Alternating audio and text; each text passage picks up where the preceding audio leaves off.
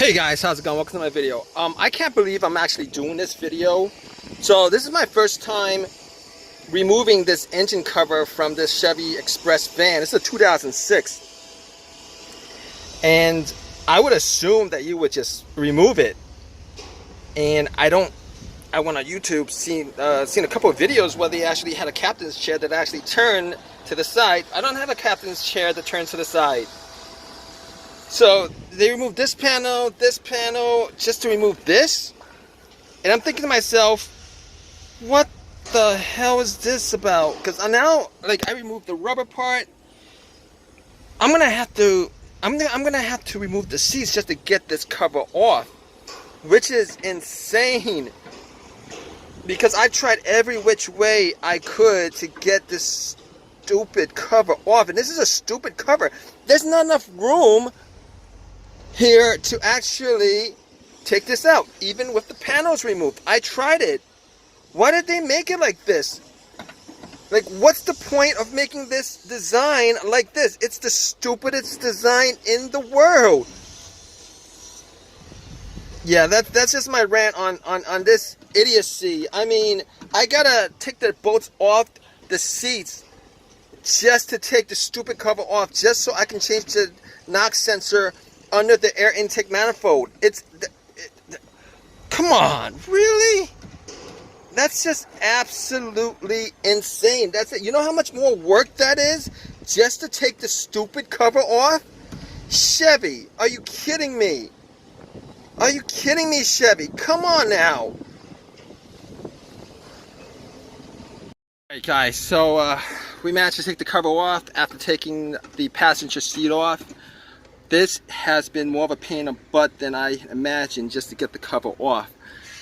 I had to use a torch to get rusted bolts off. It's just awful. This whole entire, just getting that cover off was a hassle, but we're doing the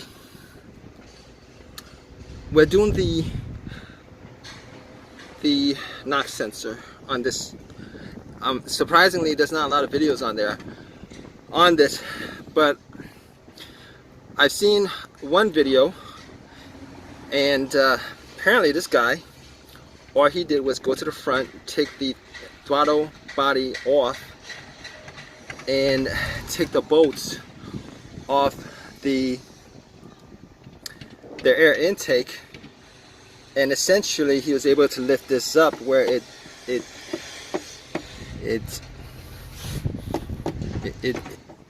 hits on the upper portion of this. Take these cables off, remove these cables. It's connected by a bracket, and this should be like a decently easy job. So we're gonna go about it doing that. As you guys can see, there's a couple of screws holding the injectors. Might have to take the injectors off, but surprisingly there's not a lot of videos on this particular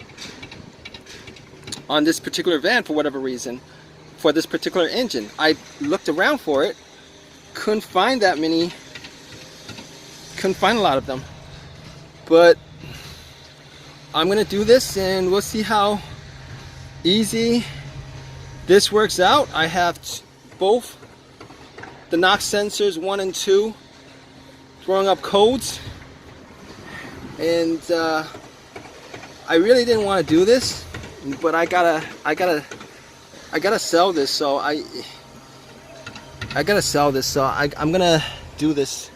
It should be pretty simple. 1, 2, 3, 4. I think there's 4 bolts on each side, so that's 8 bolts, and you got, yeah. So let me just stop yapping and start getting to work, guys. Alright guys, how's it going? Alright, so we are doing this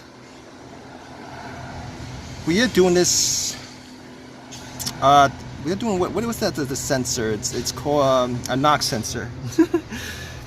Yeah, so it's called a knock sensor, and we're taking the intake off. There's not a lot of videos on this for whatever reason. This van is like everywhere, but there's not a lot of videos on this. So basically we're gonna take the throttle body off. I took the air intake, but well, I actually need to take the air intake manifold off. So we're taking the throttle body off. Taking the throttle body off, and we're gonna unbolt all the bolts for the air intake manifold, and hopefully it'll be an easy job. I'll tell you guys whether it is an easy job or not. I'm actually doing these videos as I go along. So there are 1, 2, 3 bolts on the throttle body, and it should be easy to take off. Once I get that off, I should be able to get to the bolts on the air intake manifold. Once I get those off, get the bolts on the fuel injection lines off, and once I get those off, I should be able to just pry this up and then have access to the NOx sensors, and I should be able to just remove them. So if you guys are watching this video, this is a pretty much in how-to as far as changing out the NOx sensors on this vehicle. And trust me, I actually looked for like videos on this job, and sadly enough, there's just not a lot of videos on this job.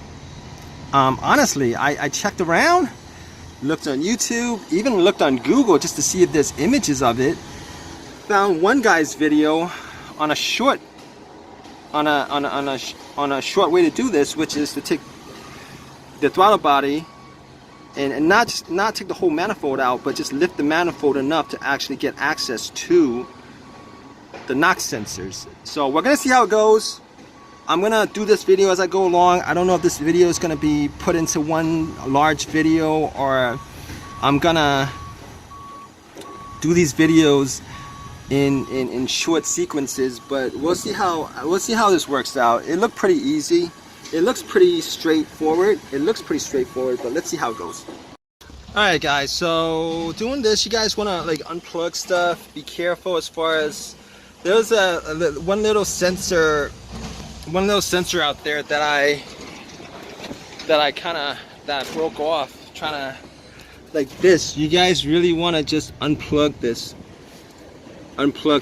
It seems like it's kind of stuck on there, but you really want to take that off, because that's kind of, it's sticking out. It's pretty simple to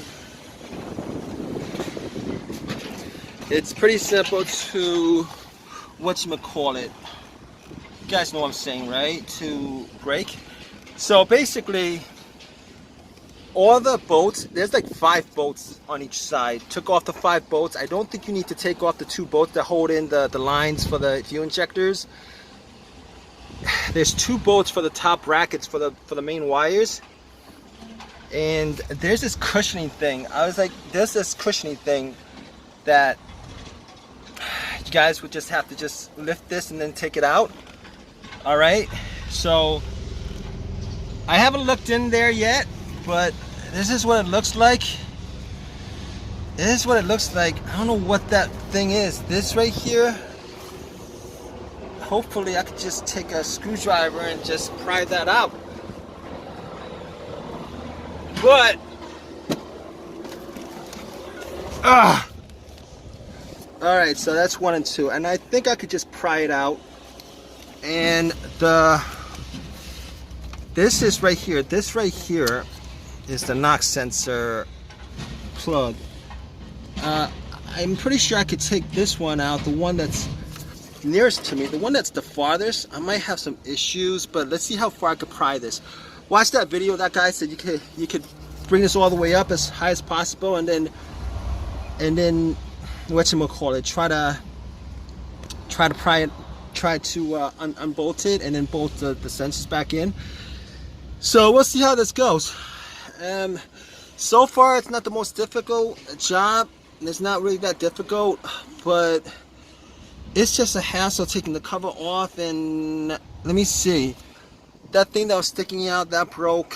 I'm gonna have to find out a way to fix it. I think, see if I could make something up to try to fix it, but yeah, I'm gonna take a screwdriver, pry this off, and see what we can do with it. All right, guys, and we'll see how it works.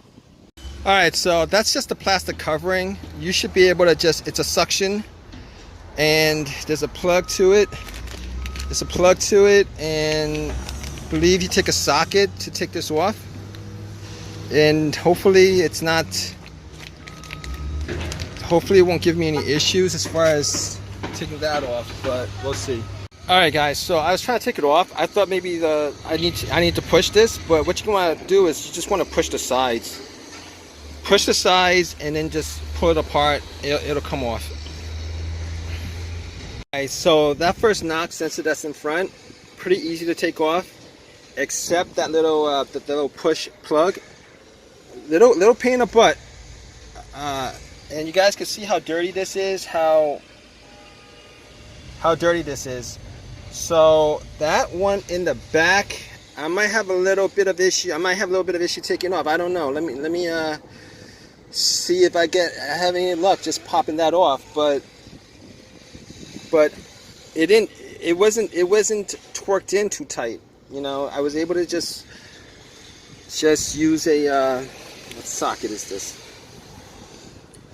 This socket is a 7/8 socket, long 7/8 socket, and it wasn't bolted in that tight, not very tight at all. So you guys want to figure out, like, it was just snug. It was just pretty snug. And you guys, I'm not going to torque it down when I put the new one in. And that's pretty much it. The only issue I had, like I said, was the plug.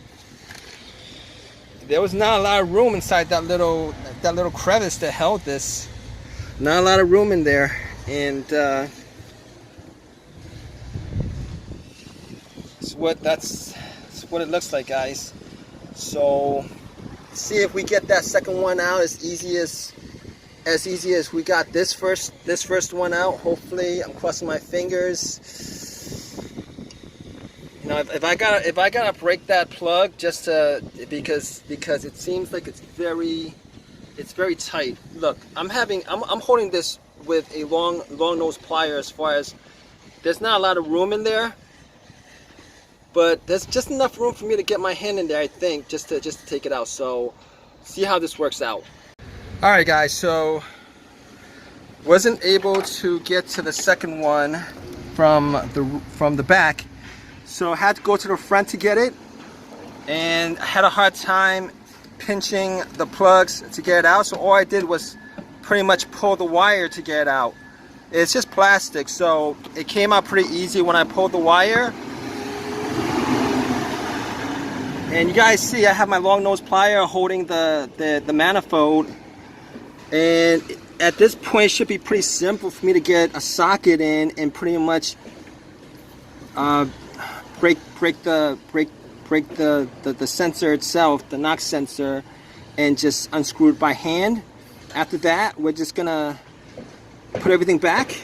Only problem I have is with this little thing right here that I broke by mistake, and I don't know if I could actually do something with this, but I'm gonna try to see whether I could actually maybe make up, maybe, like, I don't know, I'm gonna have to see. But whatever this part is, I'm not quite sure how it plugs in, but we'll see. Maybe I could just go to AutoZone, get one of these, and just pop it in. But it's not very difficult, guys. I'm gonna, and that's pretty much it. After I take this out, just screw it in and then put everything back together, and I should be good. If you guys are working on this project, hopefully this helps you guys out. All right. All right, guys, so I guess it's the very end of this video. So I had to take the throttle body off because the wrench that I was using was a little bit too long, and I think you probably have to take the throttle body off anyway, because I wasn't able to sit it right. The socket, I wasn't able to sit the socket right on the sensor. And I figured it would probably be like easier just to take the throttle body off, which I did. took the throttle body off, and the sensor, it was snug. It wasn't very tight. It was snug, which is a good thing. And when I put it in, it's gonna be snug. Not extremely. I'm not gonna torque it or anything like that. I'm just gonna make sure it's snug, and that's pretty much it. And that's pretty much it. You guys don't have these clamps, like these hose clamps. I always use these hose clamps, right? Because if you guys don't use them, you're gonna drip radiator fluid all over the place. And I got them from Harbor Freight. They're like $6 for a set of 6. Makes everything so much easier. But I have the sensor unscrewed, but because it's so greasy in there that I wasn't able to grip it with my fingers to take it out. So that's what I'm gonna do next. I'm gonna put on some new gloves. I'm gonna take the sensor out, put the new sensors in, and we'll be finished with this job. We're gonna put everything back together and it'll be done.